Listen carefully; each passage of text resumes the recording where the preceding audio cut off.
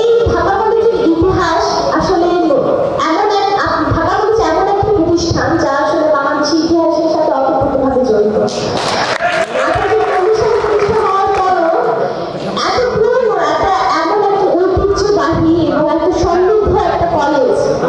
যে আমাদের ইতিহাসের সাথে এতটা অতপ্রতভাবে জড়িত এবং 24-এ এই কর্মক্ষেত্রে যে ঢাকা কলেজকে আমরা নতুনভাবে আরো আবিষ্কার করতে পেরেছি, এটা আসলে অনেক বড় একটা বিষয়।